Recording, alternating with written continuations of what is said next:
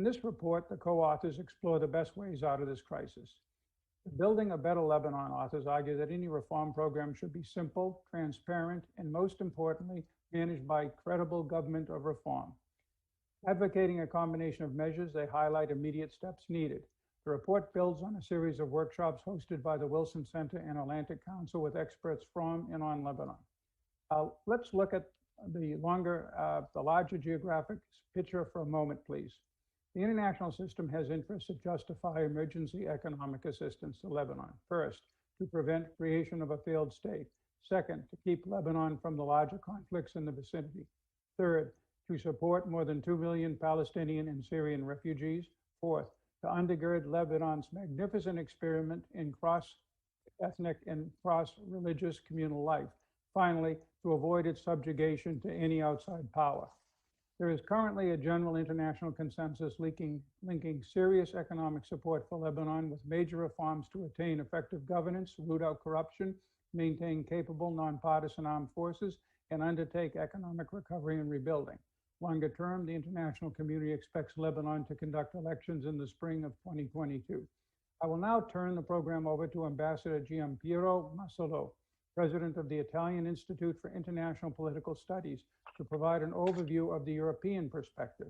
Ambassador Massolo is a career diplomat, most recently served as coordinator of the Italian intelligence community, and is also an adjunct professor both at the School of Government of the LUISS University in Rome and at Sciences Po, Paris School of International Affairs.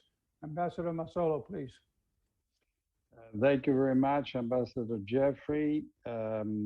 Please let me say how pleased and honored I am to be in this broad conference about building better Lebanon, and how much we at ISP enjoyed cooperating with Wilson Center and the Atlantic Council.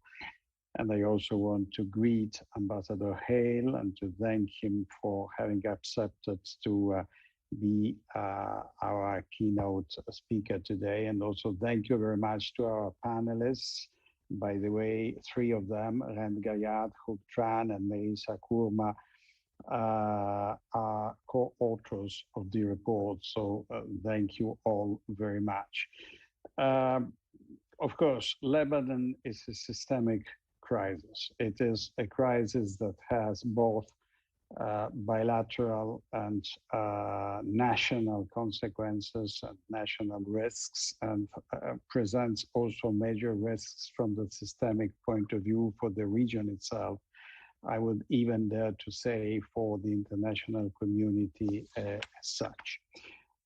It's actually a multi-layer crisis. It's political crisis, economic, financial, humanitarian, cultural, and as usual, unfortunately, in the region, many external spoilers and people that are interested to the instability of Lebanon are not helping from outside. And there is also a third layer here, a layer that involves broader powers as the United States, as Russia, I would say China, with its penetration in the region, which we need to contain. And I would say, of course, European Union. European Union, let's be frank, it's not exactly a master in handling regional political crises. There is still sort of a lack of identity for European Union on the international arena, and Lebanon is no exception for this. Not necessarily the European member countries represent a united front. But my hope, and it is not just a hope, it is also based on an increased and what I see as an enhanced way of cooperating among the European countries together. Maybe Lebanon can offer a platform, a basis, in order to relaunch something like a meaningful way for the European Union to intervene in his near neighborhood and to assume duties and responsibilities that are really up for Europe and for the individual member states to take upon themselves. Actually, as think tanks, we are in charge of providing perspectives and try to act as catalyzers for governments. And this is actually what we are trying to do at ESP, partnering with the Atlantic Council and with the Wilson Center. And I am also offering here our joint endeavor in order to be able to take the opportunity of the incoming Med Dialogue Conference, which we are organizing together with the Italian government for early December, in order to offer an idea and platform to engage the participation of important leaders, experts, and trying to keep high our commitments. And to do this, I am convinced that the recommendations that are coming out from our joint report can serve as a good basis in order for our work to progress. Thank you once again to all of you. Please, I am now switched to Ambassador Hale for his keynote remarks, please.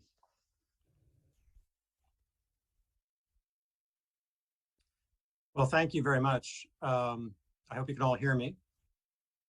And it's great to see so many friends that have joined us, and particular thanks to Jim Jeffrey and Merissa Khurma from the Wilson Center, and Hadley. I look forward to our conversation. Just to start with one point, I'm still an employee at the State Department, and I'm on detail at the Wilson Center. So I do want to say that my comments today are not on behalf of the US government or the State Department, but just based on my own observations. I've been in and out of Lebanon since 1988 and have lived there for a total of 8 years, spread over that period of time. It's been a big part of my life. Most recently, I was there just as Ramadan began. And I have to say, I've not seen in all these years the level of despair since the end of the tragic civil war, in fact. I met with many Lebanese leaders across the board to discuss the prolonged political gridlock and the deteriorating economic conditions. I have to say, few shared the sense of urgency that they should have. I called for greater flexibility by those leaders to overcome the cabinet impasse that is impeding economic reform. And unfortunately, I've not seen such flexibility in the last 2 months or so, nor did I after I visited in August 2020 in the wake of the port explosion, nor after December 2019 when I visited as the current state of paralysis set in.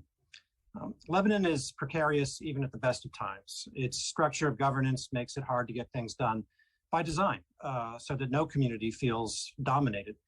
Historically, governments do very little, while a sort of economic free-for-all produces winners and losers. I think the protests of the past decade have had a lot to do with a public sense that there are way too many winners and far too few losers, and that those winning do so by virtue of graft and corruption and access to public funds. The Lebanese people are suffering the consequences of their failure the leaders' failure to meet their responsibility to put the country's interests first. People have lost their life savings, access to basic health care, and even the ability to feed their families. The housing crisis arising from the port explosion remains acute. Lebanese popular demands are also well known: transparency, accountability, an end to the endemic corruption and mismanagement. And meeting these demands will put Lebanon at least a little bit down the road to fulfilling its incredible potential. And the report being presented today provides a wealth of expertise and proposals on how to do so. But little will happen without the necessary political will. The US and others have long called for Lebanon's leaders to show sufficient flexibility and form a government that's willing and capable of reversing the collapse underway. The time to build a government, not block it, is upon us, and the time for comprehensive reform is now. We in America are ready to help, but can't without a Lebanese partner. One bright spot is the possibility that Lebanon may have offshore gas. During my visit, there was some hope that we could move forward with US-facilitated talks with Israel on this matter under a UN umbrella. I hope that remains the case, and Lebanon's leaders will refrain from allowing their own competition to block progress that could benefit people on both sides of the border. Which brings me to Hezbollah. Lebanon will never regain its strength or achieve true sovereignty so long as one faction can accumulate dangerous weapons and undertake smuggling and other illicit and corrupt activities. No state can live up to that name of being a state, so long as one faction, answering only to a foreign capital, can make life and death decisions for all the state's citizens. Yet that is the situation in Lebanon today. In contrast to Iranian arming of a faction, of a militia, the US has been helping to boost the capabilities of the Lebanese army for years, benefiting all Lebanese. Lebanon's true friends around should help strengthen the state and not one faction. I'm asked often about the link between Lebanon and the talks in Vienna on restoring compliance with JCPOA. Those talks are focused on JCPOA, not on the region. But the truth is, if we want a vibrant and peaceful Lebanon, we will have to address all elements of Iran's destabilizing behavior in the region, including in Lebanon. We will defend our interests and support our friends in Lebanon. And I believe that view is shared in Washington on a bipartisan basis. American policy in this regard is firm. So there is no reason for anyone in Lebanon to adopt a wait-and-see attitude. America's core interests do not shift year to year or administration to administration. There has been strong bipartisan support for our approach to Lebanon. But to succeed, Lebanese leaders have to do their part to undertake necessary reforms to salvage the socioeconomic situation and access the international financial resources that can help restore Lebanese faith in their future. Once they make that decision, once they show that political will, I think the report and the discussion we have today will help inform the tangible steps needed in order to fulfill those wishes. Thank you very much. I look forward to the discussion and hearing more from the experts. Over.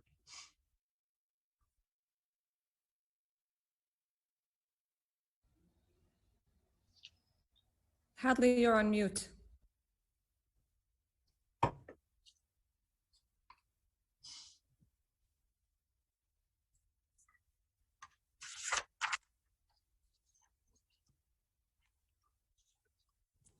Excellent. Hope everyone can hear me now. Thank you so much, Ambassador Hale. Once again, I'm Hadley Gamble. I'm CNBC's senior international correspondent and anchor in the region. And it's a thrill, as always, to be talking about a subject that's very close to my heart, and I know close to the hearts of all of you involved in this incredible report for building a better Lebanon. Hopefully, we can frankly sustain the challenges of today and tomorrow. Ambassador Hale, thank you so much for those remarks. I want to just get right into it with you at this point. You were just discussing America's interests, obviously, in Lebanon and in the region more broadly, and obviously you are not speaking directly for the government. I want to reiterate that as well. But when you think about this within the context of your knowledge of this part of the world, what leverage do you believe that the United States actually has today with regards to Iran and via Iran, Hezbollah, when it comes to influencing what happens in Lebanon, if the Biden administration is, as is recording in progress, intent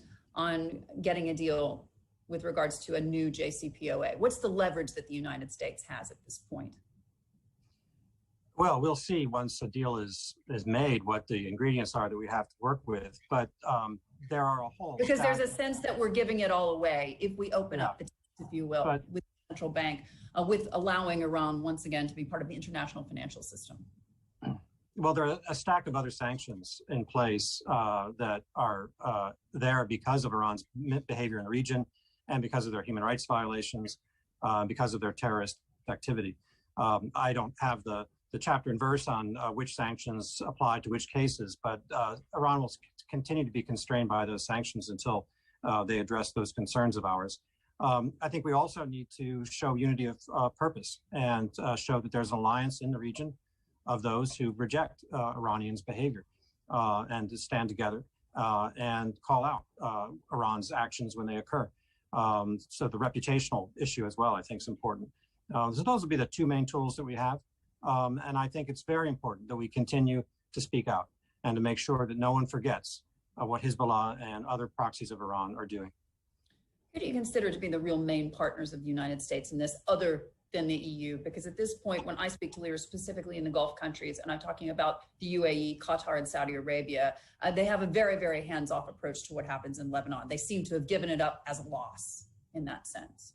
Well, it is true that some of the senior Gulf officials have been very frustrated, as we all have been, by the situation that I described in Ambassador Masolo. But I noticed today that the Saudi foreign minister joined the French foreign minister and Secretary Blinken in a meeting on Lebanon, or at least partially on Lebanon, and there was a statement on Lebanon. So there may be a renewed recognition that however frustrating the situation may be in Lebanon, all of us have interests there. And we know from the historical perspective, if you look back over time at past crises, neglect of Lebanon will not make Lebanon better. So we need to find ways without throwing away our resources to make sure that Lebanon is put on a more stable footing. In terms of that stable footing, what's the greatest danger there in your view? Well, there's an immediate catastrophe upon us, which is the financial situation, the Ponzi scheme that essentially the banks and the government and leading business entities have been involved in has gone on for decades, but it's reached a point now where a collapse is imminent. And I think the report addresses that, has some ideas. The most urgent thing to do is to stabilize the financial picture and then embark on the other reforms that are needed. But, you know, economics and finance go hand in hand with politics and security. And so, again, we have to make sure that there's a government that not only has the political will, but the means to accomplish these reforms.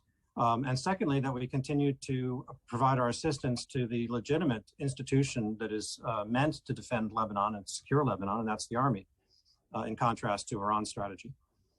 Ambassador, you talked about a Ponzi scheme. What is it meant to say to people in Lebanon when U.S. officials, yourself included, continue to meet with the central bank governor, Riyad Salameh, who is actually under investigation in Switzerland and elsewhere for activities that supposedly have been ripping off the Lebanese people? A lot of Lebanese don't consider him to be someone who is someone worth actually speaking to. They consider him part of the problem. You refer to it as a Ponzi scheme. Should American officials still be meeting with him? Well, he's the governor of the central bank, and he's crucial for finding a way forward. I would not. Do you believe he was part of the problem in terms of that Ponzi scheme? I would not blame any one individual. I've not seen any evidence. Obviously, if there's investigations underway, they will uncover what there is, if anything, to uncover. I'm not here to defend or do otherwise of an individual, but we meet with everybody in Lebanon except terrorists.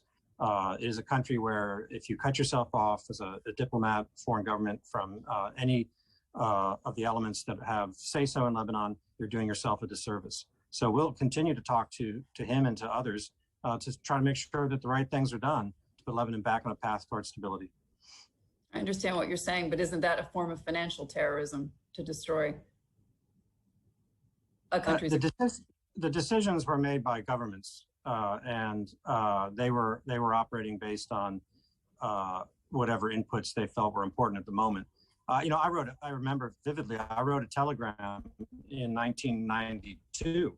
I was a political economic officer in Beirut, where I wrote extensively on this problem.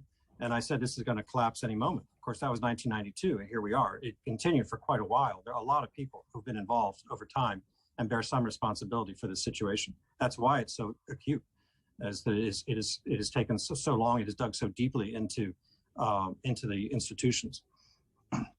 We think about the political pressure or the political will that needs to be considered in order for anything to move forward in Lebanon today. Apparently, the IMF today informed the caretaker finance minister that they might consider allocating as much as $900 million to Lebanon come August. That was just to boost the foreign currency reserves of the central bank. The problem, of course, for Lebanese folks, much more immediate. And of course, all of this against the backdrop of what we've seen coming out of this coronavirus pandemic globally.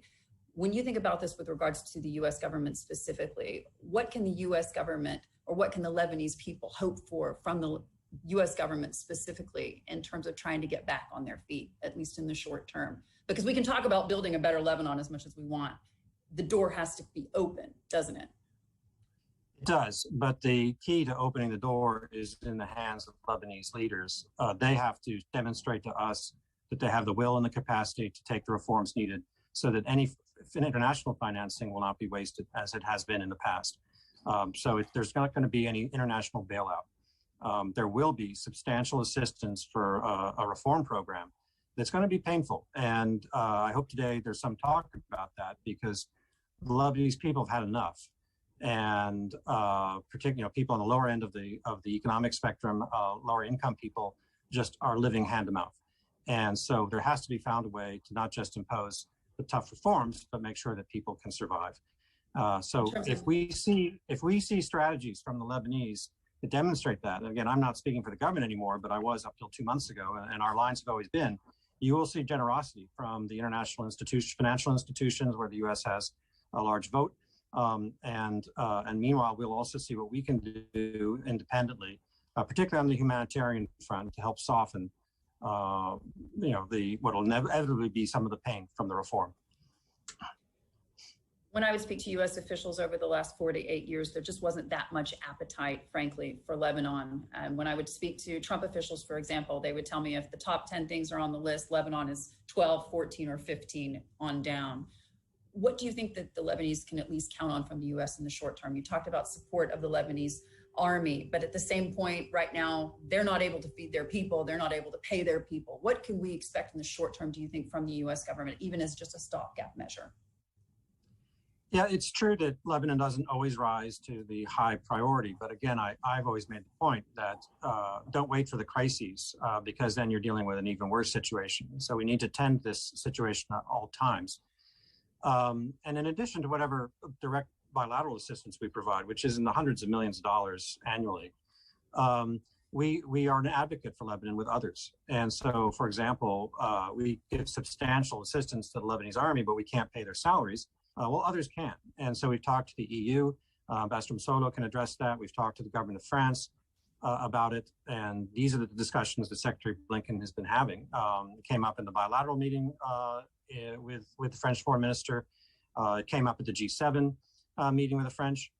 So it is discussed. But I think people should look to the United States as being able to sort of amplify our own assistance by encouraging others to be generous. Again, on condition that the reforms are really and truly being made, not just a bailout. How do you respond to those who say that the Lebanese people are being held hostage by their own ineffectual and corrupt political leaders, that there is no way around it? Well, there has to be found a way around it. I mean, it's certainly true that the people are suffering from the behavior of their leaders, and I will not defend that at all. I criticize it every time I have a chance to speak about Lebanon, but we can't just abandon that, Lebanese to that situation. But then again, we've got to put the pressure on Lebanese leaders to make the right decisions. We can't do that for them. They can't wait for outsiders to come and fix the political problems, which has been a pattern in the past. And so they inevitably expect that at some point others will come in. I do not see that on the horizon. They're going to have to resolve the political differences sufficiently to get the reforms underway. Ambassador, there's an argument to be made, or that some have been making, that essentially with years of the maximum pressure campaign on Iran, and then with the simultaneous destruction of the Lebanese economy, that opened the door for, frankly, Hezbollah to become, a full steam ahead in terms of money laundering. At this point, the black market for dollars is such that they're able to fund themselves. Do you believe that within that context, U.S. maximum pressure was a failure? Because essentially, no. I would phrase it. I'd phrase the whole issue slightly differently, if I may, Hadley. Hezbollah has been doing that for decades. They're getting better and better at it, but they have been. Well, they're certainly much better at it with a failed state in terms of the economy. They do not suffer as much as the others do, but they have vast sources of income. They get money from their followers around the world. They do illicit activities, as you said, inside Lebanon, and they get a huge cash infusion from the Iranians, which never stopped. So they had the resources they needed before JCPOA. They had the resources they needed during JCPOA. They had the resources they needed during maximum pressure. And they will have resources after, if there is a JCPOA, returns to compliance. But the point I'm making is we should not accept that. But we should be clear that it is an incredibly resilient organization. So we need smart strategies in order to deal with it. And I don't think that we have yet, frankly, found that. We need to think harder about what we're going to do. Now, maximum pressure might have worked if we had, if more time had been allowed for it. We don't know. How JCPOA might have worked if we'd allowed more time for that. We don't know. These are all imponderables. All I know is I see a steady trajectory, regardless of the regional environment, where his blood just gets stronger and stronger, and we've got to stop that. Ambassador, thank you so much for your remarks. It's wonderful to have you. Thank you again. I want to get now to the actual report and the author of that report, Building a Better Lebanon. Ghayad is the adjunct professor from Harvard University. Merissa, Khurma, of course, director, Middle East program at the Wilson Center. Tran is a non-resident senior fellow for the Atlantic Council. And as a commentator as well on this report, Mohsen Khan, he's non-resident senior fellow for the Atlantic Council. He's also the former director for the Middle East and Central Asia, the IMF. It's wonderful to have you all join us, and thank you again so much for your work on this report. I do want to kick it off with Ron, however, and just to get to the initial question, really. I mean, we kind of all know how we got here, but if you'd like to just give us a brief overview of where we are at this moment and how potentially we could move forward in the coming days. As the ambassadors mentioned, we have elections supposedly coming up in the spring of 2022. There seems to be some movement, at least within government at this point. Rand, take it away.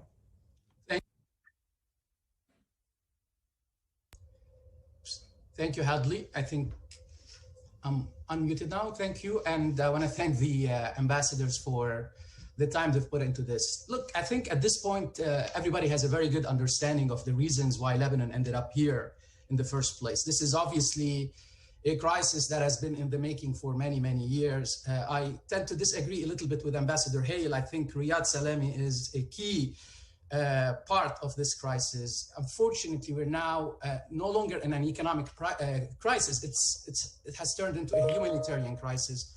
You've got mass poverty, you've got mass unemployment, and you've got a new wave of immigration by the very same people that the country needs today to rebuild the economy. So, I mean, the good news is in Lebanon and in the diaspora, you've got an enormous amount of human capital. And we've been seeing a lot of different initiatives over the past year, although views continue to differ on what should be done to address the crisis. So just very briefly, you've got a camp now that is calling for a new economic model focused primarily on agriculture. On the other hand, you've got another camp calling for a comprehensive, full-fledged structural and fiscal adjustment program, of course, with the under the umbrella of the IMF, with a very long list of front-loaded reforms. And you know, in an ideal world, you'd want to see all these reforms happening at the same time. But experience from other countries, and especially fragile states like Lebanon with very weak cohesiveness, very weak institutions, have actually shown that it's very difficult to actually adhere and to stick to a program that is very intense like this. I mean, I myself, and I know that my colleagues here on the panel, have all worked on IMF programs and have all seen programs that went off track because it was very demanding. So the bottom line, it's not really a shortage of economic ideas. It's mainly what is lacking today is a pragmatic and reliable roadmap for implementation, for implementing all these ideas in a way that you don't really threaten the stability in the country. You've got a very fragile state. And my three very brief points on here, and basically, I mean, let me make it clear what needs to be done, and then we can talk more about the specific. But the very first step here is we need a government. There is no way we can move forward without a government, and not just any government just for the sake of forming a government. We need a credible government of reform, a government that owns what it says it wants to do. We need a government that is very well represented by the private sector. These are basically the people who will be creating the jobs. And you cannot really bypass the government. We've seen a couple of initiatives talking about plans directly with the private sector. Unfortunately, if we want to go to the international community, IMF, World Bank, and others, their bylaws would not allow us to bypass the government. So that's the first key point. The second most important point, and that has to do basically with the multilateral corporations, and specifically here I'm referring to the IMF. Look, I mean, there is no doubt that the IMF's blessing is going to be extremely important. The IMF is going to be key in any future program for Lebanon. But in my view, that this narrative today that a comprehensive IMF program with so many different reforms is actually a bit premature. It's going to be very difficult to negotiate. And in fact, IMF financial resources aren't really very important. What is important is the financial resources that's going to come from donor countries, from bilateral countries, from the diaspora.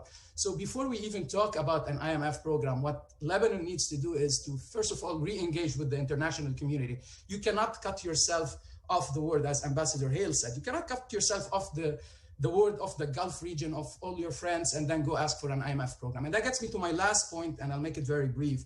What type of program we need to do, we need to basically think about today. So given what we all discussed, given the fragility of the state institution, given weak cohesiveness, a very long history of sectarian conflicts, political instability in Lebanon, I think any program that is radical, that is dramatic, is not only going to be counterproductive, but may actually end up undermining the entire reform process. So Lebanon really needs, sadly, a very simple, transparent program focused in the immediate term on what I call the low-hanging fruit. And these are basically initiatives that would deliver just very quick, tangible, and wide-ranging benefits for everybody in the economy. And this will help, gradually build confidence so that all stakeholders in the economy can actually buy into a longer-term process of reform. So I'll leave it here and turn back to you, and we'll talk more about it later. Ran, before I let you go on that one, I just want to follow up on the one key point there. You mentioned, of course, obviously the business owners, the community of folks who would do all of the employing that Lebanon really, really needs. And you also mentioned the Lebanese diaspora. I spend a great deal of time speaking to the Lebanese diaspora across a wide range of means, if you will, from the multi-billionaires to just the folks eking out a living now here in the UAE, for example, because they've been forced to move. When you think about that a bit more broadly, how do you gain the confidence of those folks with such a corrupt state at this point? How is that possible? Not just to gain the trust, again, of the Lebanese diaspora, to put their money, to put their time, and to start businesses in Lebanon, but also, of course, governments, because they don't trust the people that they're talking to. Well, first of all, you need to give them the opportunity to decide on the future of the country. So that's why when I go back to the first point, which is we need a government, these people need to have a seat on the table. People from the diaspora, people from Lebanon, women is the most underrepresented asset, underestimated asset in Lebanon. So these need to have a say on any future program. And that's the first key point. The second key point is, there is plenty of things that you can do to regain confidence, but the process is going to take time. Reforms take a lot of time to lead for positive results. I mean, the first very important thing to do so that you can give the sense that you're actually serious about reforms is maybe start with the World Bank. The World Bank has an asset recovery program. This is something that could perhaps give a good sense of commitment.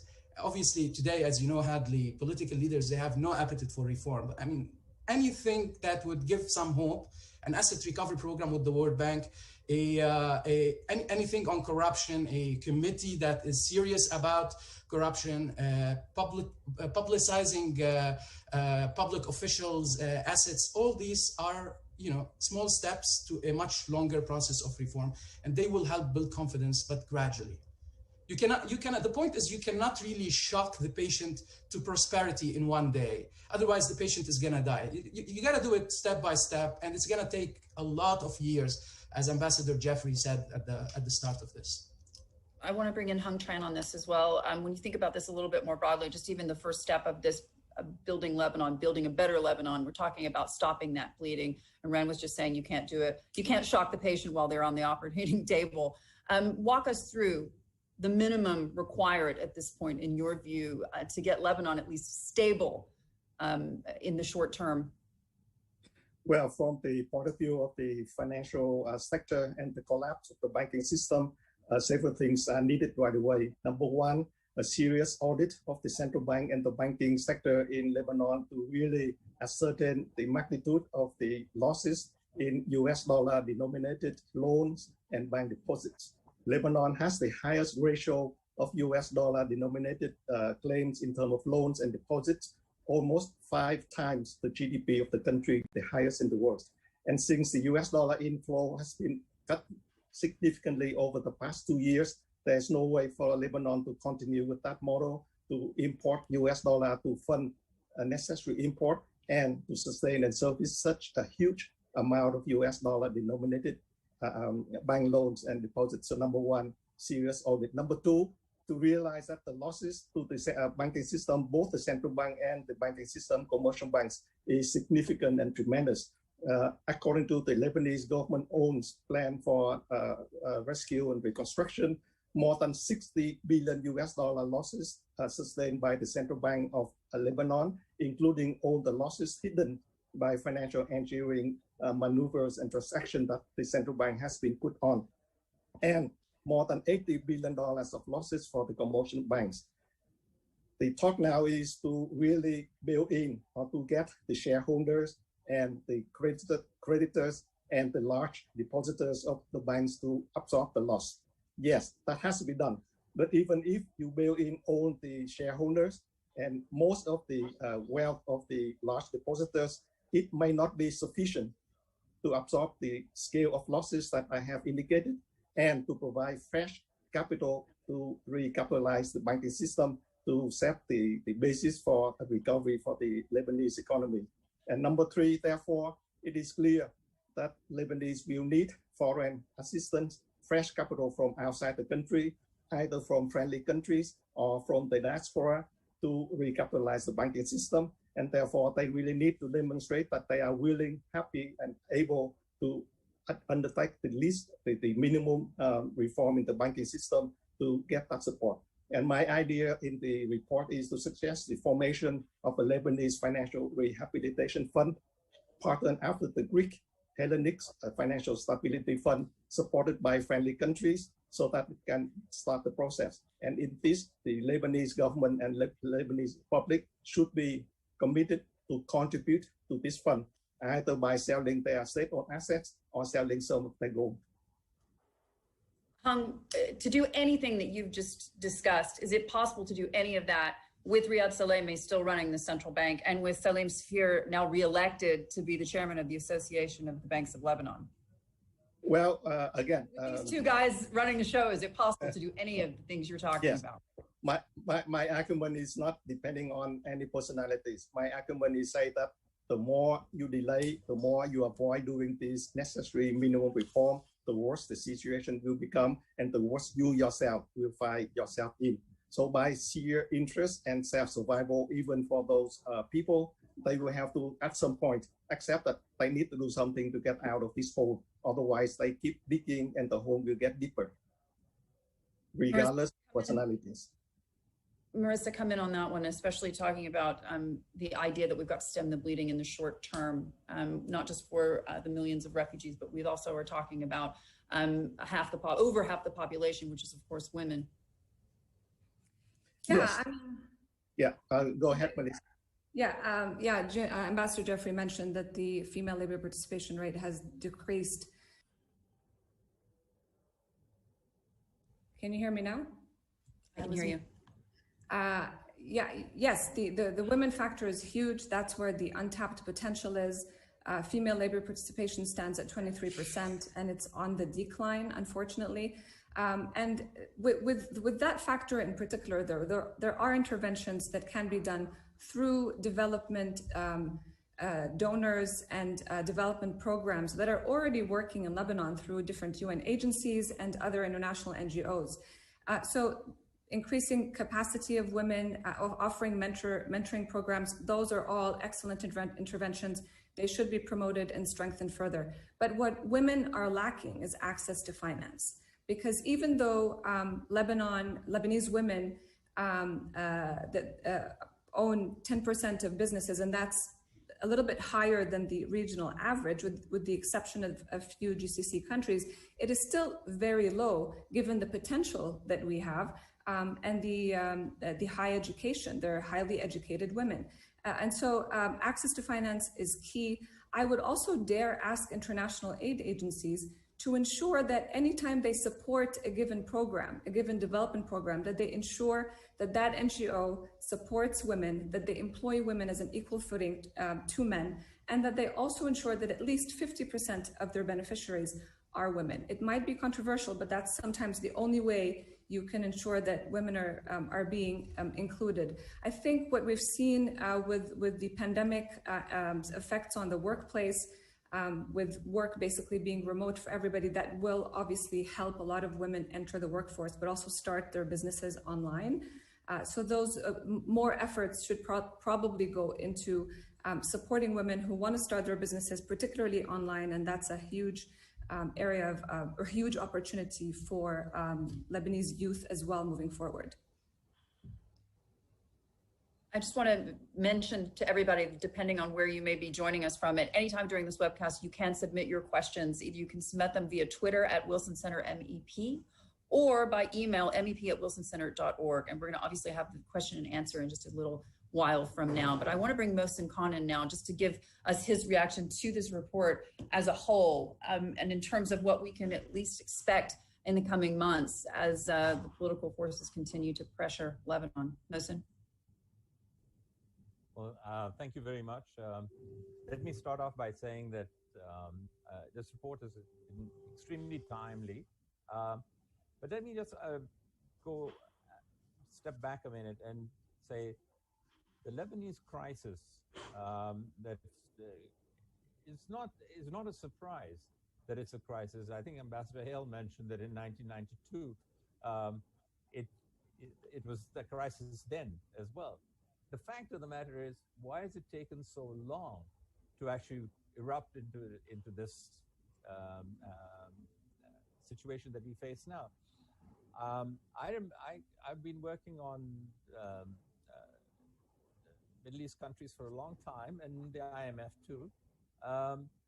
And quite honestly, this is the most serious crisis in my experience, that I've ever seen, right, as crisis it is in Lebanon. So there are two key things that are needed to solve this crisis when I come to the economic policies shortly. One is, of course, it's evident to everyone that the precondition is political consensus, a government that is politically in agreement that these are the issues and these are the actions they must take. Barring that, nothing's going to happen. And I think that the second big lift here is that you need a tremendous amount of financing. I mean, I think the issue really is, we can talk about billions here, billions there, etc., coming from donor countries, and I understand from the IMF, from the World Bank, etc. But if you look at Tran's just the bank restructuring and bank rehabilitation needs, the amounts are huge. They're, of an order of magnitude of if you can raise 10 billion, you need 50 billion. Where is that going to come from? And I see the prospects of that very limited. Now, I think that bank rehabilitation, and the reason for that is, of course, very evident, and it's been evident for a long time.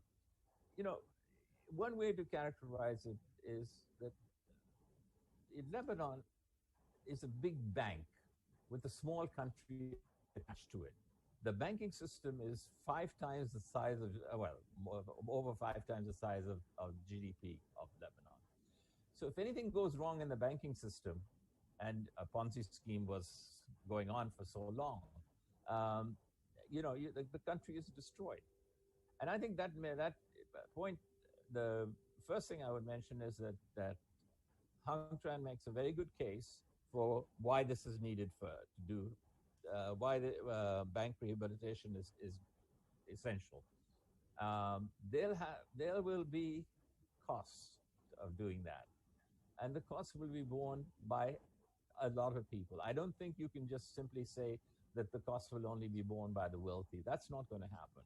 Everyone is going to share in those costs. Even the people who have suffered the most will be asked to suffer some more in here. Now, in the program that Rand has outlined, I think I agree in large part with the policies that he's suggesting, that you have to do it in stages. You have to do the financial rehabilitation first. Of course you do. Then you move on to sort of other things like reforms of various kinds, changing the system, reforming the electricity company, fixing the subsidy problems. All these are absolutely essential. I think that I see the case that he's making, that the report is making, that you can't impose fiscal austerity on the Lebanese people. I agree with that, but the point is that austerity will come. It doesn't have to be fiscal. Let me just put it another way. There's monetary and financial austerity that people in Lebanon are going through now, and this will continue. So essentially, reduction in the classic thing is, you try, if demand is running over your productive potential, you have to bring demand down, or you have to raise productive potential. So here I come to what Merissa is saying, part in this. I thought this is essentially, if I may summarize, what she is saying is that you have to transform the Lebanese economy with a new economic model. And that new economic model is not the banking system any longer, because that's all Lebanon has had. The new economic model has to emphasize other sectors of the economy, whether it's agriculture or manufacturing, certainly technology. These are the sectors that future Lebanon must have. And I think that fits in nicely. And if I can just briefly summarize, you've got a crisis, you've got a Ponzi scheme that's come to an end, okay? All Ponzi schemes come to an end, and they end badly. But you've got a Ponzi scheme, it's come to an end. We're facing a disastrous situation in Lebanon. What are the steps you must take to fix it? First, you go off, try and sort out the banks, which has been the trigger for this. Sort out the banks. You then come into structural reforms, whether it's fiscal reforms, revenue reforms, subsidy reforms, and so on and so forth. And finally, you come to building a new economic model, in a sense, making Lebanon quite different from what it has been for the last 20, 30, or even longer years. Rand, I want you to pop in on this one, because essentially what we're saying at this point is, I mean, if you look at Lebanon as a whole, I forget if it was Ambassador Jeffrey who said this a bit earlier. He called it a magnificent experiment in cross-communal life. Others would look at Lebanon and say they were just the grasshoppers that sang all summer. And now that's all come home to roost. But in terms of creating that new economic model, the things that have to take place in order to get there, some of the things listed in the report, obviously reducing the public sector wage bill, enhancing tax progressivity, reforming obviously the electricity sector, and restructuring other state-owned enterprises. That was something that in an interview I did less than 2 years ago with Saad Hariri, when he finally decided to say that we were in an economic crisis in Lebanon, though he refused to bring in the IMF. This was something he was very much focused on, and he said, which was so tempting, to take a lot of those state-owned enterprises private. Where do we go from here in that sense, Rand? Look, I mean, the most important thing, let me take just a quick step back, because we keep hearing about this narrative that the IMF is going to be the silver bullet. Let me be clear. I mean, the IMF, and I will reiterate what I said earlier, the IMF is going to be extremely important. As Hunk has mentioned in his analysis, the IMF's technical assistance, particularly now in the short term, is going to be extremely helpful to rebuild the institutions and to start the process of a longer term reform. But any program, any plan, any stabilization plan needs to be very well tailored to the Lebanese situation. It needs to take into account, the underlying institutional capacities. If you bring hardly all the financial resources today and you dump them into Lebanon, we have a lot of capacity constraints. We won't be able to solve the problem. In fact, the IMF has actually failed to take into account or to take note of the unsustainability of Lebanon's dollarized economy. If you look at their most recent Article 4 report, which was published actually on the day the protests in Lebanon erupted, October 17, 2019, the IMF commended the central bank in Lebanon for maintaining financial stability. So that's why I keep saying, I mean, I'm a former IMF person. I shouldn't be probably saying this, but we need to be practical. We need to be pragmatic in how we approach this crisis. Yes, there are problems in EDL. There are problems in every single state-owned enterprise in Lebanon. There is a very inefficient tax system. You are dealing with a country that was literally robbed by a few people, Hadley. You're dealing with a country where the central bank is doing now everything that a central bank should not be doing. So the bottom line is we have to start as soon as possible. The longer we wait, the more painful it's gonna be. But you need to start step by step. Those baby steps are extremely important. And before we embark onto all these other things, let's just start rehabilitating the financial sector. Without a financial sector, you cannot grow an economy. You cannot really have a real economic growth if the banks aren't really capitalized, if they're not doing the right job. Part of that has to be, as you guys say in the report, educating the populace about not just political reforms, if you will, but understanding financial reforms as well, because I think we can all agree that Lebanon would not be in the situation that it's in, despite all of the corruption, if people actually understood something about getting a return on their dollar and what is something that one can reasonably expect in a world awash with cash. When you're getting some kind of return that's just not feasible in any other part of the world, but you're getting it from a Lebanese bank, the idea that people were educated enough to understand that there might be a problem would have been helpful.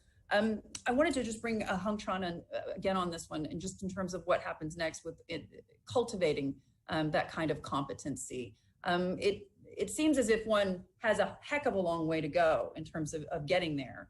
What would be the first thing that needs to take place in your view prior to elections? Because as Ambassador Hale did say, I mean, you can't have financial competency without political competency, but what can be done in the short term?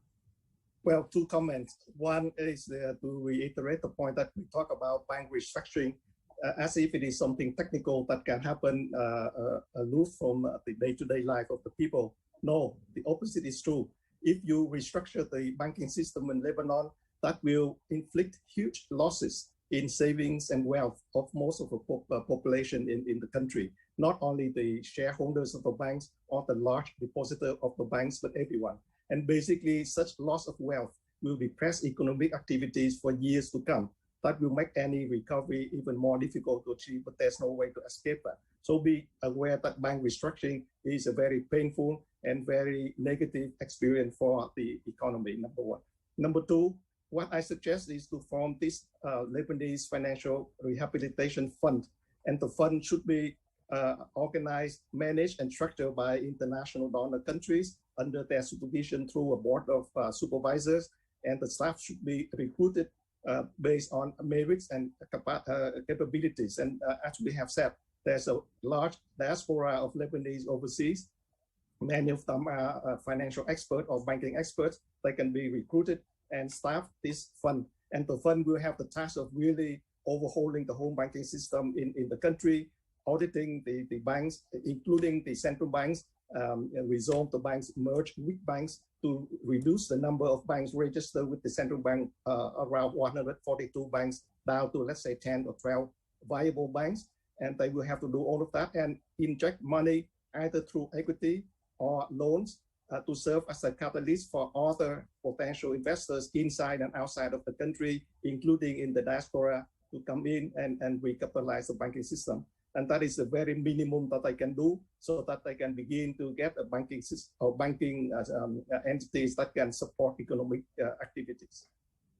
Merissa, before we open it up to questions, I want to follow on to what Hung Tran was saying there, because we're essentially saying that any bank restructuring is going to be incredibly painful, fiscally painful. It's also going to be financially painful. And we've already seen a huge amount of young people. Anyone who can emigrate is getting out of Lebanon if they can at this point, which means that you're going to have a serious brain drain and skills gap. What do you think is the greatest challenge there in trying to maintain some kind of livable country, if you will, while at the same time implementing the reforms that Lebanon has to implement in order to continue as a viable state. Hadley, you mentioned a very important concern regarding the brain drain that Lebanon is suffering. It came to other countries in the region, but more so in Lebanon. I think, again, going back to the term that Rand used earlier, let's look at the low-hanging fruit, and particularly when it comes to young people. As you mentioned, we've consulted during our workshops with different members of the Lebanese private sector, civil society, etc., to enrich our report with their ideas. And it was striking to me that there were some business leaders who said, well, we do have jobs, but we're unable to find skilled labor for these jobs. And that's where the importance of skilling, upskilling, or reskilling comes into place. These three terms are the hot topic of the future of work regionally and globally. And when it comes to Lebanon, there are tremendous opportunities there where the development agencies that already work there can strengthen some of these programs further, particularly in the tech sector. Mohsen mentioned sort of a realignment of the sectors, reassessing what these sectors that Lebanon needs in the future will probably have to begin with looking at how technology is part of it. If we've learned anything during this pandemic is that technology is intrinsically linked to the workplace. And so investing in skilling, particularly digital skills, investing in skills that the market needs, and that requires, of course, ongoing dialogue between the private sector, civil society, and as well as higher education. And we go back again to sort of how to bring people back to trust, which you asked the question earlier, Tran, regarding the diaspora. And I think the key word here is engaging in dialogue and consultation. And that's one way you can bring people back in. Lebanon has historically enjoyed a very vibrant private sector. Yes, the vast majority are micro, small, and medium enterprises, but they do have the experience, they do have the local knowledge, and they do have the local connections. They also have relational connections to the diaspora, not transactional ones. And this is how you bring people back in. This is how you engage the diaspora to invest not only in funding or in capital, but also through knowledge transfers and expertise. We've seen how the Lebanese diaspora was so successful in coming together and pouring funds back into Lebanon to help their families and friends after the Beirut port explosion.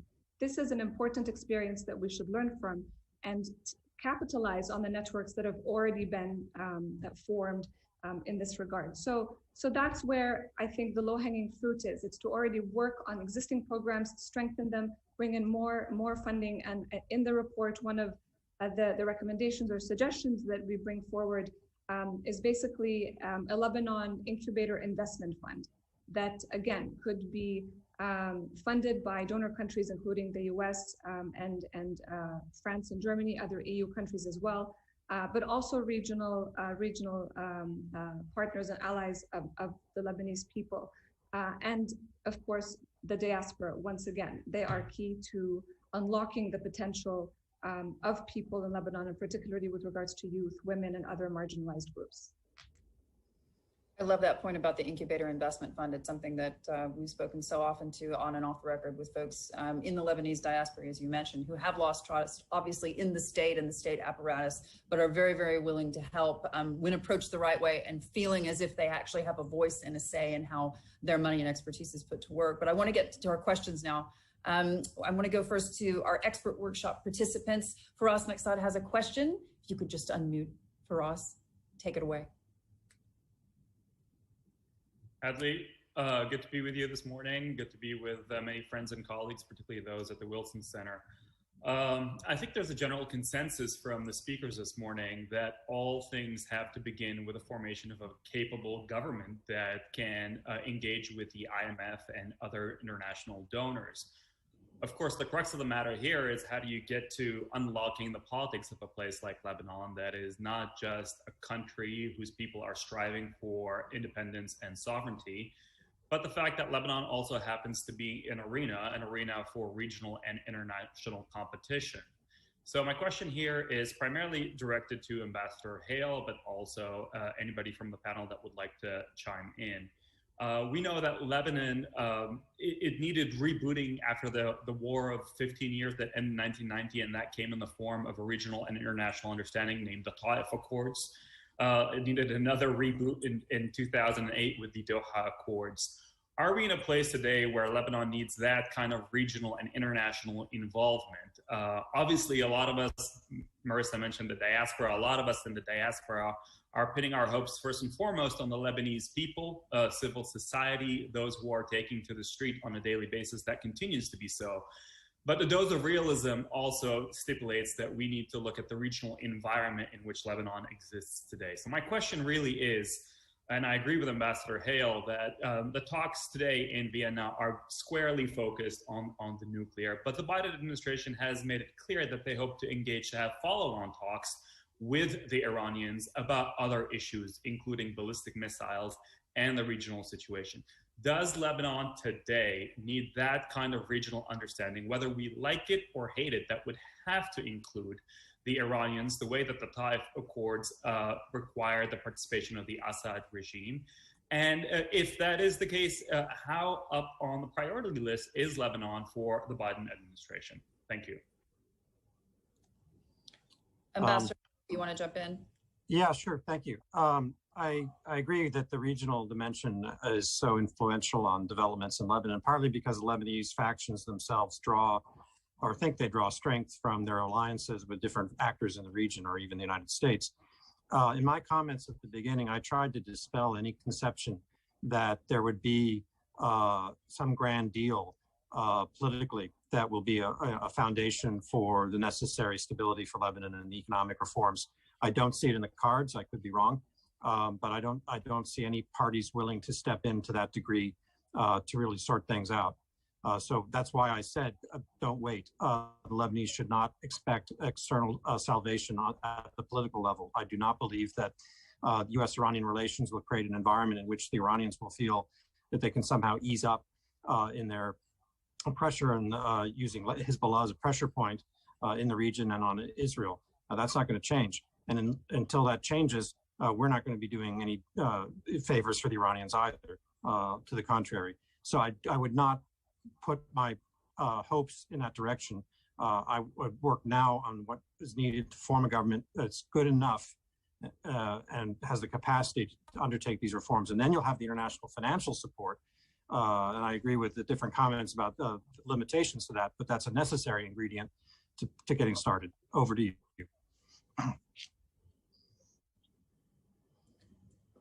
Just to follow on to that quickly, Ambassador Hale, when we talk about the potential for a dual track there to the JCPOA conversations happening in Vienna, to your knowledge and your work, that is not happening in tandem.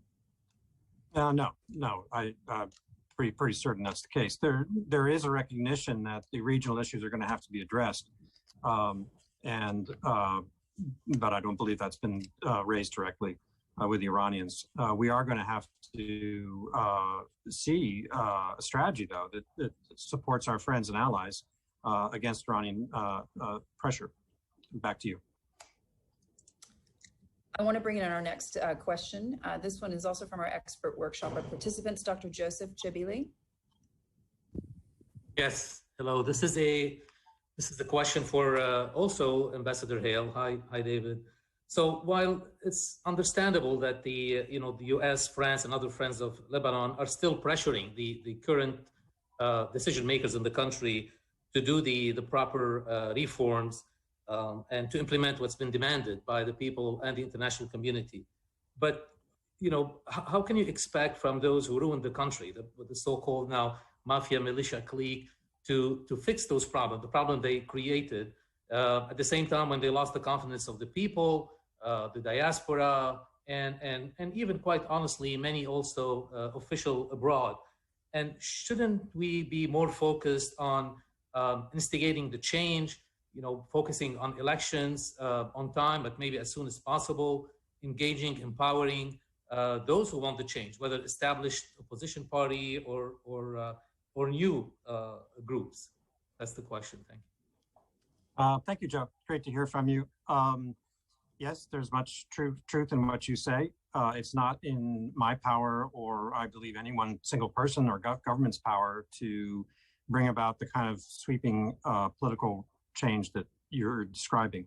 I think we have to understand that there's ingredients that we have to work with, whether we like it or not. As some speakers said, the reforms are needed now. Economic reforms are needed now. So the sooner we can get a government reform that can at least begin to address these things, even if it's imperfect, I think will be a better outcome than the deterioration that we're experiencing now. I would say that while I share your negative assessment of many of the factional leaders, there are others who are prepared and understand the urgency of the problem and the nature of the problem. So we need to support them as well. I would, on the topic of elections, we certainly are very concerned about them. This is a focus in Lebanon during my conversations there. In fact, partly it's an impediment to getting moving on some of the key decisions that need to be made as people sort of maneuver over that. The United States position's been firm and will be firm. Those elections need to occur on time and be free and fair, and we'll see if the people are allowed to express their will, what changes that will bring. Ambassador Hale, you're not speaking for the U.S. government anymore. Can you give us a hint on some of the people that you think are part of the government or should be part of the government? No, I mean, I know from my time in Lebanon that anything someone like me says about personalities or predictions will be a problem. So no, I don't want to go in that direction. Our next question from the workshop participants, Dilip Brata. If you want to unmute. Thank you. There are three, I'm not able to start my video, but anyways. There are three channels for mobilizing diaspora resources for Lebanon. One, you have talked about skills. There are two others, remittances and diaspora investments. On remittances, very easy to pinpoint that sending money from Australia to Lebanon costs about 12% in fees. And sending money from UK to Lebanon also on average costs more than 10% according to remittance prices worldwide database of the World Bank. That's a low-hanging fruit. Remittances were about 33% of GDP in Lebanon. So that's an obvious point. And on diaspora investments, mobilizing diaspora investments, a potent tool to be explored, that could be explored is diaspora bonds, where you sell the government or a reputed private company in Lebanon issues a retail diaspora bond in denominations of $1,000 or $2,000 and markets it abroad, properly registered in the proper SEC, Securities and Exchange Commission. That I wanted to leave you with that as a financing tool that could actually mobilize billions of dollars per year potentially for Lebanon for all kinds of projects and programs. Thank you. Hadley, mind if I jump in quickly? Yeah, absolutely. Dilip, thanks for your comments. We do actually very briefly discuss diaspora bonds in the report as a tool to also engage the diaspora, but you are the expert on this, so thank you for your comments.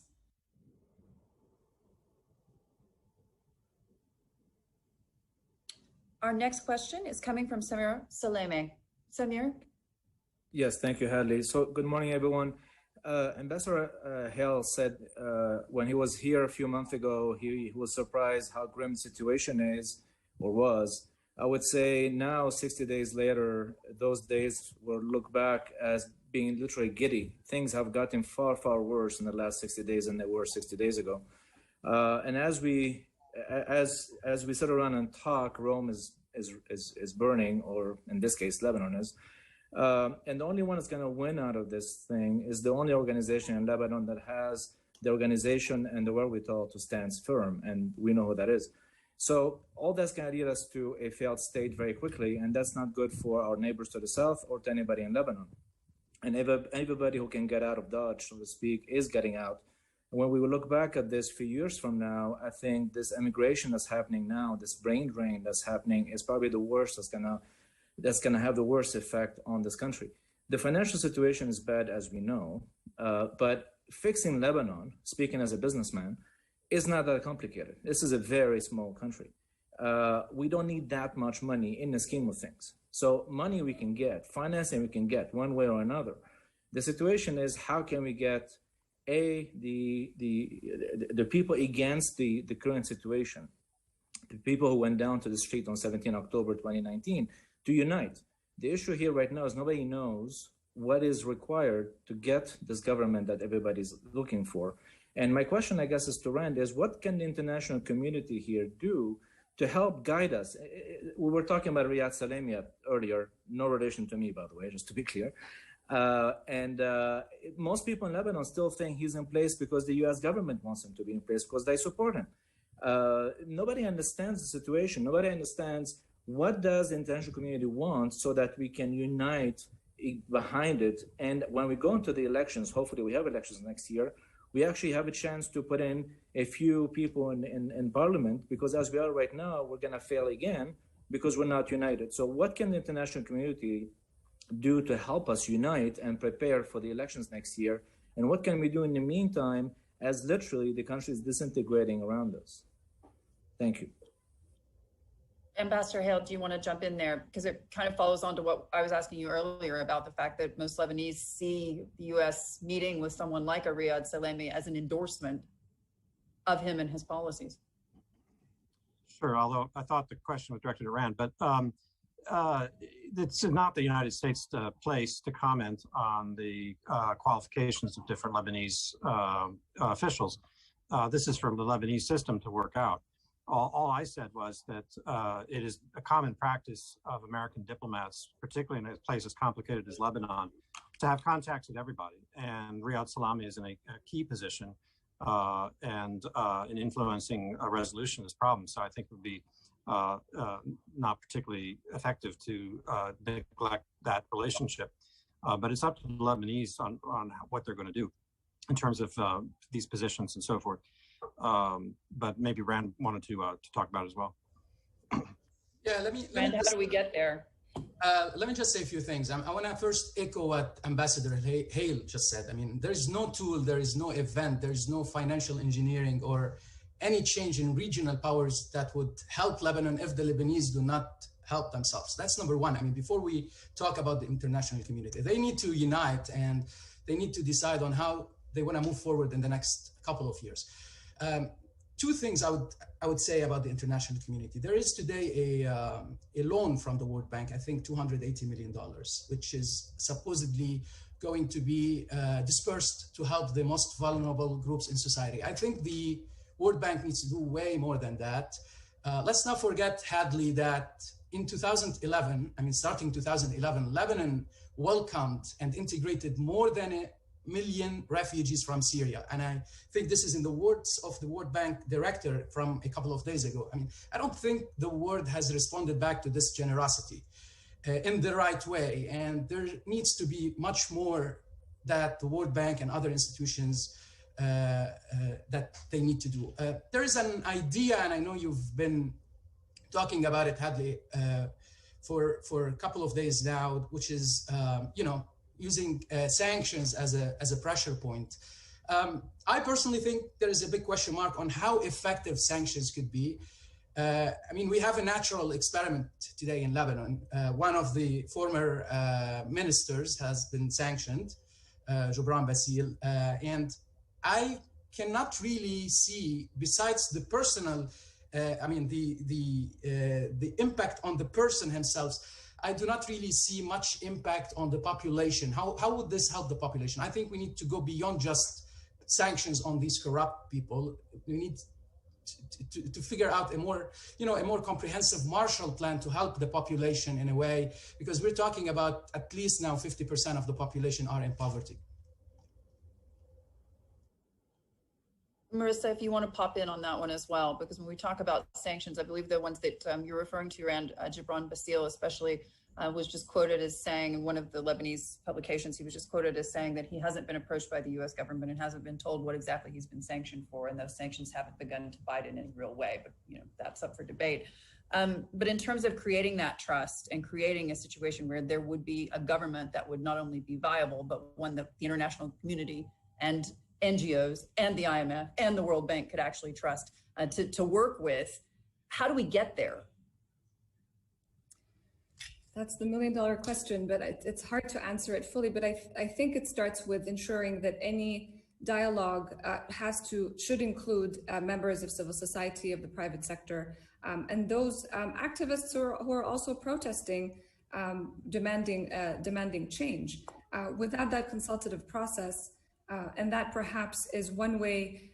You mentioned earlier what we talk about in the report in terms of educating the people about the financial and economic reforms that we're prescribing in the report. That's one way to educate the people as well on what that entails and how they will be affected by it. And that's also one way to ensure that you have new emerging leaders in Lebanon. It takes a lot of engagement. We've already talked about investing through skilling, and I want to go back to the skills, because one of the sort of major items on the agenda in any skilling discussion is the need for what they're referred to as soft skills. I like to call them essential skills, and those have to do with communication, negotiation, how to work together in a team, how to build a team, critical thinking, leadership. Those are important skills that are definitely missing and are in need, in demand, not only in Lebanon, but regionally and globally as well. And this is how you plant the seeds. Yes, it's a long-term process, but you have to start somewhere. And again, the donor community, international organizations who are already working in that space, they are not solely working with the Lebanese people, but also working with refugee populations. This is how you focus on those sort of medium to long-term solutions. There's no quick fix to this. I want to take one more question from the expert workshop. It's Rima Fraji. Rima? Hello, so I come from the agri-food sector, and we've been meeting quite regularly as a private sector network, trying to work on two key issues. One is to lobby, and we need help in that, actually, even in financing the lobbying that we're planning to do, to allocate responsibility back to where responsibility should be. We believe there's been a deliberate attempt at reducing confidence with the private sector. And the other aspect is, how can we bridge between the existing businesses that have the capacity to grow and accelerate the growth of these incubators or any other work that you're doing as NGOs or international organizations without access to financing. So there's a lot of businesses here that are still viable, that can still contribute to the economy and can accelerate this growth. And we would like to see how can we bridge our work with the work that you're doing. Rand, would you like to take that one? I want to go back to the point that Merissa and Dr. Dilip Ratha brought up, which is, I think, fits very nicely in this particular field, which is the diaspora bonds. The idea of a diaspora bond is to involve the Lebanese abroad in basically projects in Lebanon, and mainly projects that appeal to them. So I know a lot of the Lebanese in the US, in Europe, all over the place, in the Middle East, are very interested in helping. They just don't want to go through government institutions. And the government, the diaspora bond, or what people refer to sometimes as a patriotic bond, is a way to channel the money rather than actually getting it through the banking sector and being it spent on unproductive resources.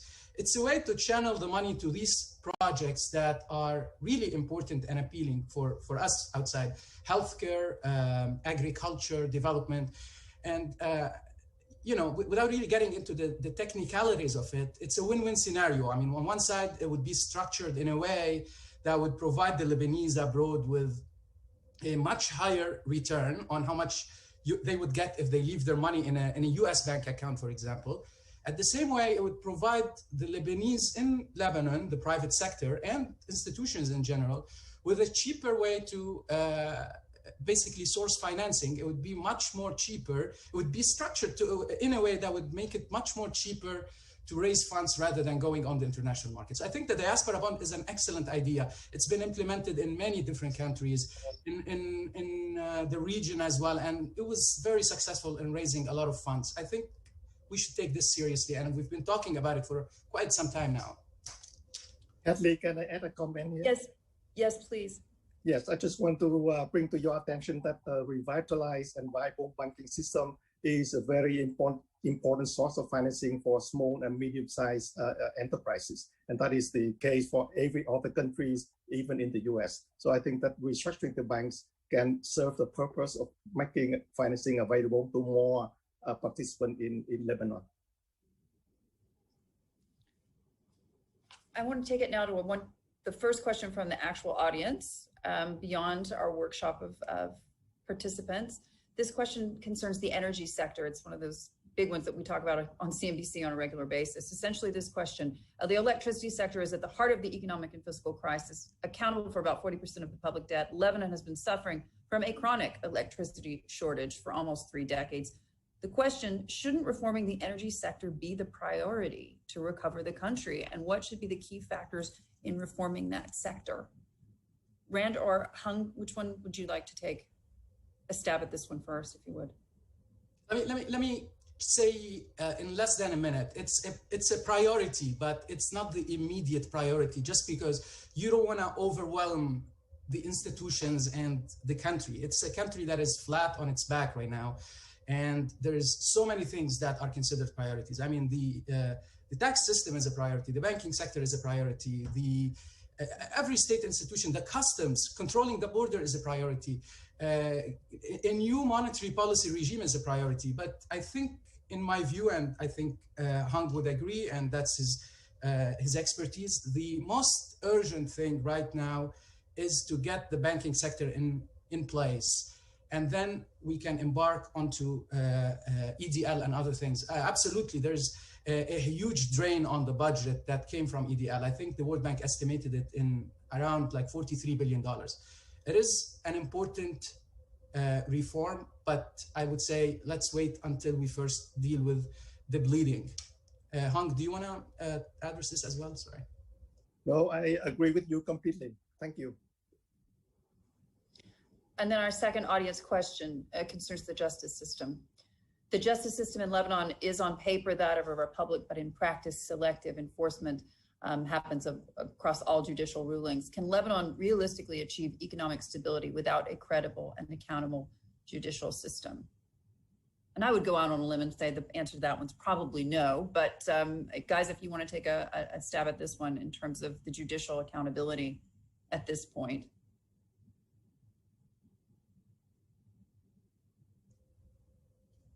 Rand.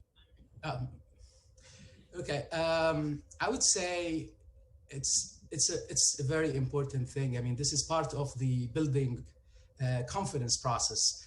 And I think also from the international community point of view, it's not just that we are in need of financial resources, but we are in need of other things like different ways to improve how we actually manage institutions. We need this kind of technical assistance that involves, the judiciary sector and every other sector. But definitely, this is something that would need to be in place. Rule of law is important. Having an independent judiciary system is important. Otherwise, we cannot really create an environment, a good business environment for the private sector to operate efficiently and for the diaspora to start, believing again in the institutions. Something happened a little earlier today with the Lebanese parliament approving this 1-year 556 million ration card. This was for 500,000 families. That essentially amounts to $93 per family. There are a lot of things to be understood about this in terms of criteria moving forward.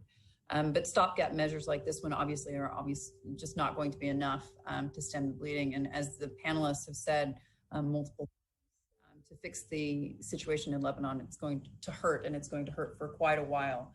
I want to get the final thoughts from each of the panelists on this one, just in terms of what happens next, the short term, and then we'll round this out again with Ambassador Hale in terms of what could potentially be expected in his view from the international community and what has to be done, at least in the short term, to get us there. I just want to go ahead and start with Mohsen.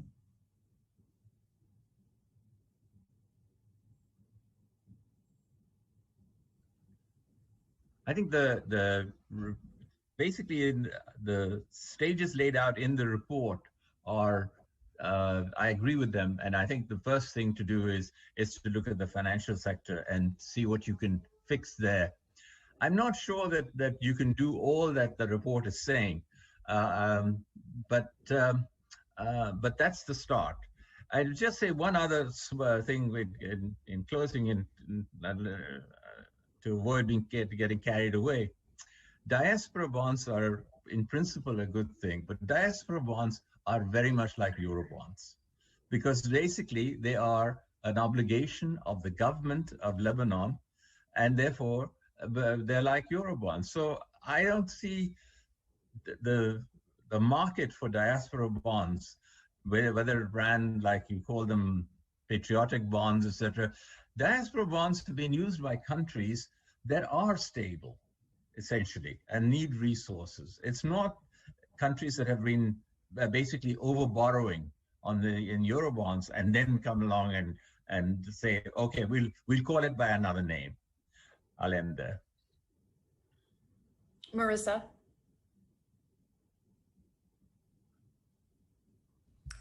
Thanks, Hadley. I think I'd leave everyone with this thought, summarizing sort of the economic remodeling that Mohsen described about my chapter. So a key element of this economic transformation that we all hope for and hope to see for Lebanon is basically recalibrating the country's workforce formula.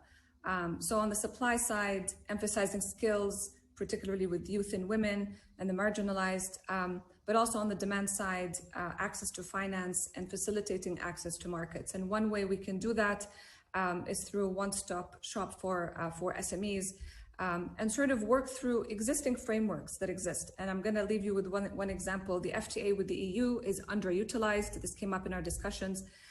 So this is an opportunity for some of the EU countries to come in and perhaps train and build capacity in the private sector to enable small and medium businesses to grow their businesses and access markets in Europe. Thank you. Hung? Well, time is of the essence. The longer this crisis lingers on, the worse it will become. And the worse the suffering of the people in Lebanon, humanitarian crisis, but also for neighboring countries and the international community if Lebanon becomes a failed state, spewing out refugees and terrorists, destabilizing the whole situation. So I think that I hope this situation will, and this logic will eventually crystallize and focus the minds of the people so that some minimal agreement to reform will come forth. Rand. My last point is just to remind the international community that Lebanon is extremely fragile. It's extremely unstable at the moment, and it requires a very pragmatic, customized, and patient approach. Despite all the weaknesses that we talked about today, and despite what we brought up in the report, let's not forget, in Lebanon and in the diaspora, there is an enormous amount of human capital. There is a lot of potential, and it's not the end of the road. This is, of course, not Argentina. This is not Greek. This is not even Venezuela. It's a very unprecedented crisis, but the Lebanese can do it, and I'm sure they will if they come together. The first step, let me end it with this very first step, is we need to create a government. There's nothing we can do. There's nothing we cannot talk to the international community if we don't have a government. And this needs to be a very credible government of reform. Thank you. Ambassador Hale, I just want to get your final thoughts on this one, obviously from the wealth of your experience, and we deeply appreciate your participation in this. And I bring it back to this quote, the magnificent experiment in cross-communal life that cannot be allowed to fail. It cannot be allowed to fail for the region. It can't be allowed to fail for Western powers, and certainly cannot be allowed to fail by the United States. Ambassador Hale, your thoughts? I completely agree. The United States does not want Lebanon to collapse further than it has already. But no external power can impose a political compromise on the parties inside Lebanon. We can urge and cajole, but they have to make the decisions necessary. That's what I've said to them on 3 consecutive visits to Lebanon in the last year and a half. There's no absence of great ideas on what needs to be done in the economy and on reform. We heard many of them today. I agree about customizing things, but what's absent is the necessary political flexibility and will. The Lebanese have to take the first steps. They have to form a government, and then the international community will help. The path to recovery will be very long and very painful. But I too have faith in the Lebanese people. You look around the world and you see countless success stories, and those successes can occur in Lebanon again with the right kind of leadership. Thank you, Hadley. Thank you, all of you. Once again, ambassadors, ladies and gentlemen, thank you all so much for joining us. And hopefully this is not the end of this conversation, but actually the beginning of a much bigger conversation. I want to say thank you all very much again, and thank you on the part of CNBC as well.